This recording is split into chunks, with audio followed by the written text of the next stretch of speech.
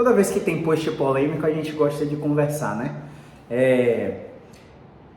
Eu primeiro quero que você entenda que todos esses posts são estratégicos para fomentar discussões acerca do tema tratamento da dor, principalmente quando crônica. É importante salientar que todos os profissionais têm seus papéis, só que é importante salientar também que todos os médicos têm um poder muito maior do que fisioterapeutas, dentistas, farmacêuticos, psicólogos, educadores físicos sobre a sociedade. A gente sabe que existem membros da sociedade que já dão esse poder muito maior ao psicólogo. E grave o que é que eu estou te dizendo aqui agora. Nos próximos 5 a 10 anos, o psicólogo será o topo da hierarquia na saúde. Ou até antes. Repito, nos próximos 5 a 10 anos, o psicólogo será o topo da hierarquia na saúde da sociedade e não mais o médico. Mas vamos trabalhar com o que a gente tem. Em toda profissão tem profissionais ruins, em toda profissão tem trabalhadores ruins e trabalhadores bons, e trabalhadores na média. Na medicina é assim, na fisioterapia é assim, na psicologia também é assim. Então, quanto maior é a nossa notoriedade, maior deveria ser a nossa responsabilidade em comunicar com a sociedade. Beleza? Bom, como vocês viram, eu coloquei o asterisco no médico aí, mas eu também trabalho com médicos. Eu encaminho para médicos anestesistas, especialistas em dor, para ortopedistas, encaminho para neurocirurgiões, né? Encaminho para neurocirurgiões, porque existem casos que a fisioterapia não consegue ajudar, nem sozinha, nem acompanhada de psicologia e de educação física, dentista. Não, tem casos que realmente precisam de médicos. Mas vamos lá, qual que é o meu perfil de paciente aqui? Pacientes com dor crônica inespecífica / primária, isto é, sem causa detectável por exames de imagem, exames laboratoriais ou secundários a traumas, quedas e acidentes e secundários a doenças. A minha população de pacientes com dor crônica, ela não tem uma doença que explica a dor, ela não tem um exame de imagem que explica a dor, ela não tem um marcador laboratorial que explique a dor, ela não tem um trauma, que é um acidente, que explica a dor. E nessa população, que é 96% do total de pacientes com dor crônica, eu coloquei um asterisco no médico porque muitos médicos atendem essa população buscando causas específicas, como espondilite anquilosante, como tumores, como doenças inflamatórias, enfim. E essa triagem médica nessa população a qual eu me refiro gera um efeito nocebo, um efeito muito negativo, porque o paciente alimenta crenças, muda comportamentos, assume um comportamento de evitação para o movimento, que é a única coisa que vai reabilitá-lo. Então nós fisioterapeutas temos muito trabalho em desmistificar crenças, psicólogos também, educadores físicos também, crenças colocadas por profissionais da medicina nesse perfil de população. Agora, é importante ressaltar para você que existe o outro perfil, da qual a Rafa citou no nosso post. Mais uma vez, eu quero agradecer pela sua colaboração, Rafa. Você foi uma paciente que a gente teve um resultado fora da curva. Espero que você ainda mantenha esse resultado. E obrigado pelas palavras no post. E apareça mais vezes para fomentar discussões como essa, porque a sociedade precisa de médicos como você e como os colegas que você conhece para elucidar, porque a gente recebe como primeiro contato pacientes que têm dor crônica e que o fisioterapeuta não foi competente para detectar que ele não responde à fisioterapia e encaminhar para a triagem médica para que ele não perca tempo em diagnósticos como, por exemplo, a espondilite anquilosante, em diagnósticos não responsivos a tratamentos fisioterapêuticos como tumores, em diagnósticos não responsivos como síndromes inflamatórias, né? Esse paciente precisa do médico também. Então, muito obrigado pela sua colaboração. Existe esse perfil de pacientes que tem a dor crônica específica, que realmente é secundária a uma doença, é secundária a uma lesão, é secundária a um processo inflamatório, e para esse perfil, o médico é essencial, é obrigatório que um médico acompanhe esse perfil de paciente. É importante salientar também que a gente precisa conversar com a sociedade a respeito dos tipos de dor predominantes, que acontecem na população, né? A gente tem a dor nociceptiva, a gente tem a dor neuropática, a gente tem a dor nociplástica. E a gente tem uma dor de origem indetectável, que não compreende nenhum desses três mecanismos e que realmente pode acontecer em menos de 1% dos casos. São dores que não são responsivas a nenhum tipo de tratamento. Em relação a bloqueios, o que é que os pacientes que eu encontro aqui em consultório e que eu encontro pelo país, né, através de atendimento online, vêm sendo submetidos? Vêm sendo submetidos a bloqueios venosos, a bloqueios interlaminares e a bloqueios transforaminais e a outros tipos de bloqueios como primeira linha de tratamento para evitar uma cirurgia. E muitos desses pacientes nem imaginavam que existia fisioterapia.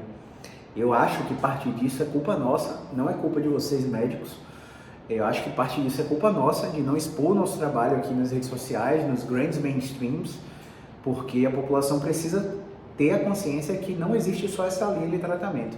Agora, os fisioterapeutas precisam ter essa consciência que quando o paciente tiver uma dor radicular, uma dor por radiculopatia, uma dor específica secundária a uma hérnia de disco ou a qualquer processo neuroquímico que afete a rede nervosa, é imprescindível que um anestesista, um médico da dor, um neurocirurgião leve esse paciente ao centro cirúrgico para fazer uma anestesia, fazer todos os procedimentos que só eles sabem quais são, para que eles injetem um bloqueio transforaminal ou outro tipo de bloqueio que vai direto na raiz nervosa de fato inflamada. Acontece em menos de 5% dos casos, esses casos de radiculopatias, e o fisioterapeuta precisa detectar para poder encaminhar para o médico o mais rápido possível para não perder tempo.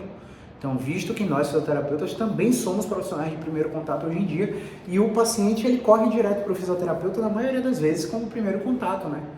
Então, em casos de doenças específicas, o médico é muito necessário. O que eu quero ressaltar aqui nesse vídeo é que a intenção do post foi falar com a população que tem dor crônica inespecífica, que a maioria da população que eu atendo, a maioria da população no mundo, né, que o problema não é secundário a uma doença, mas sim a múltiplos fatores. A abordagem deve ser multimodal e quando ele começa, na maioria das vezes, quando ele começa através de um tratamento médico, através de um tratamento de uma investigação, através de exames de imagem, exames laboratoriais, muitos médicos acabam proibindo ele de fazer atividades que o médico não tem competência de proibir ou não. Na verdade, o médico, nesse aspecto, ele não sabe do que ele está falando, assim como nós, fisioterapeutas, não temos nem para onde ir em relação a remédios, não temos nem para onde ir em relação a procedimentos, não temos nem para onde ir na medicina, né? A fisioterapia é com o fisioterapeuta, a medicina é com o médico e por aí vai. Beleza? É importante que vocês entendam que não só a Rafa, como muitos colegas foram muito lúcidos nos comentários desse post, porque não é uma questão de guerra entre classes profissionais, é uma questão de proteger a sociedade em relação a profissionais que trabalham centrado no paciente, baseado em evidência científica, e profissionais que não trabalham centrado em evidência científica. Por que eu estou falando isso? Porque muitas vezes a gente recebe pacientes com dor crônica inespecífica, que não é secundária a nenhuma doença, dor crônica primária, e esse paciente está recebendo acupuntura, ele está recebendo ventosa terapia, ele está recebendo ozonioterapia, ele está recebendo liberação miofascial, terapia por ondas de choque, ele está recebendo radiofrequência, ele recebe intervenção, procedimento intervencionista de risotomia, por exemplo. Ele recebe procedimento cirúrgico, sendo que a gente sabe que existe uma síndrome de falha cirúrgica e a gente sabe que existem vários fatores que são preditores de sucesso ou insucesso para esses procedimentos. Então, existe uma cultura intervencionista entre os profissionais da medicina e a gente precisa esclarecer para a sociedade que nem tudo é feito com procedimento, principalmente quando se trata de uma dor crônica primária, que não é secundária, é uma artrose severa facetária da coluna vertebral. Enfim, beleza? Então, por que isso está em evidência nesse momento? Porque a gente sabe que existem bastante famosos fazendo procedimentos cirúrgicos, a exemplo do Paulo Musi, que acabou de fazer uma cirurgia por via anterolateral, e a verdade é que a gente precisa discutir não sobre a cirurgia do Paulo, a gente precisa discutir sobre a sociedade receber procedimentos em que ela não necessita. Então, com certeza, o Paulo, como um profissional da ortopedia, ele sabia do que estava se passando no corpo dele e ele tomou a decisão mais sábia possível para aquele momento. Qualquer outro profissional que avalie e construa hipóteses fundamentadas no que aconteceu tá querendo apenas o holofote do cenário midiático da internet, beleza? Então, vamos nos concentrar no que a gente controla, que é o que a gente fala aqui nas redes sociais, para que cada vez mais pacientes tenham esclarecimento, liberdade de escolha e poder para tomar a decisão mais sábia possível para seus casos de dores crônicas, beleza?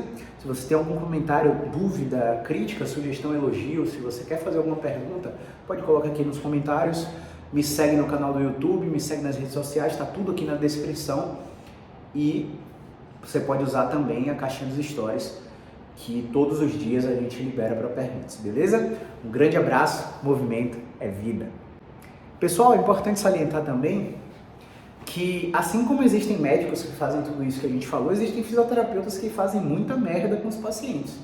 Existem profissionais que constroem comportamentos robóticos de hipervigilância mal adaptativos em pacientes que têm dores, e esses próprios fisioterapeutas acreditam que a postura tá ruim, é por isso que dói, a fraqueza muscular tá ali, precisa fortalecer para melhorar, o encurtamento tá ali, precisa alongar para melhorar, e a gente sabe que isso não tem suporte científico nenhum na dor crônica. Muitos fisioterapeutas introduzem eletrotermo e fototerapia, laser e todos esses recursos eletrofísicos sem evidência nos pacientes que têm dor crônica.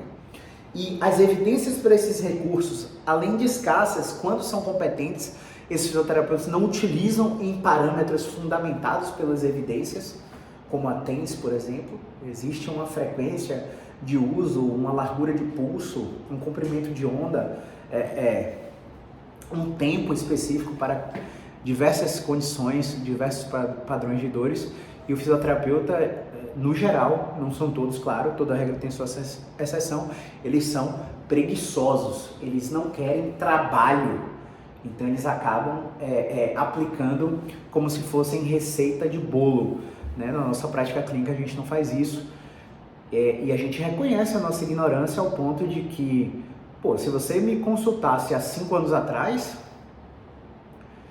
o tratamento que eu ofereço hoje é completamente violador de expectativa e totalmente diferente do que eu oferecia 5 anos atrás. E eu tenho orgulho disso, porque há 5 anos atrás eu criava robozinhos no meu consultório.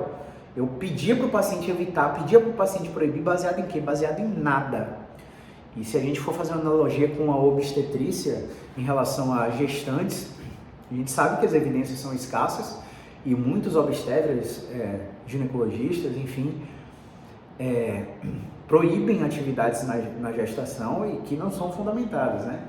Então a gente precisa ter cautela em relação a qual profissional a gente escolhe e a gente precisa questionar esse profissional para ver se esse profissional realmente tem segurança no que ele fala, porque muitas vezes diante do paciente você vai ver vários profissionais gaguejarem e fazer promessas infundadas para você, como controle essa dor com esse procedimento e você vai ficar sem dor por 1 ano, vai ficar sem dor por 6 meses, como o paciente que eu acabei de atender aqui, fez um procedimento intervencionista e o médico disse a ela que ela ficaria sem dor por 6 meses e a dor voltou no dia seguinte. Então isso acontece muito. Então a gente precisa, uma outra coisa que são osteopatas e quiropraxistas que falam que a vértebra está fora do lugar e ele colocou a vértebra no lugar e a dor vai passar, né? O paciente fica 72 horas, às vezes até 5 dias sem dor, no 6º dia a dor está lá de novo. Então, o que você que é paciente precisa entender? O profissional da saúde, ele precisa te oferecer um tratamento que te dê autonomia. Caio, como assim autonomia? É muito simples. Se você precisa do profissional para obter a melhora, esse tratamento não te dá autonomia. Agora, se você entende o seu problema, é educado com base em neurociência moderna da dor, é exposto a um movimento que você achava que doía, mas você percebe que ao se expor vai melhorar. Exposição gradativa. Se você percebe segurança naquele profissional e tudo que ele fez com você pode reproduzir sozinho, aquele profissional está te ensinando a manejar o problema sem depender inclusive dele e de quaisquer outros profissionais. Então eu acho que a função de um nutricionista é te acompanhar por um tempo sim, mas te ensinar a comer para que você faça suas próprias escolhas sem depender dele. Eu acho que o papel de um psicólogo é te dar recursos de saúde mental para que você faça cada vez mais boas escolhas, para que você não dependa dele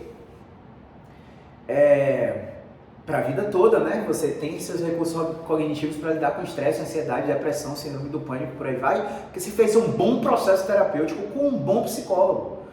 O fisioterapeuta é a mesma coisa. Quando você vem aqui, você vai perceber que eu não toco em você. Eu só toco em você quando Deus sopra no meu ouvido. Toca no paciente, meu filho.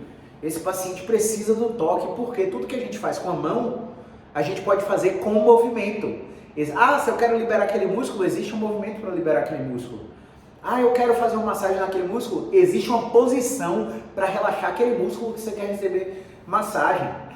Eu quero desbloquear meu joelho. Você pode fazer aquela técnica de thrust, de manipulação. Existe uma técnica de movimento que vai destravar o seu joelho, destravar sua coluna, destravar sua TM, sem o fisioterapeuta precisar tocar. Então, o que acontece é que muitos fisioterapeutas manuais, osteopatas, quiropraxistas, terapeutas manuais ortopédicos ficaram presos à sua corrente filosófica.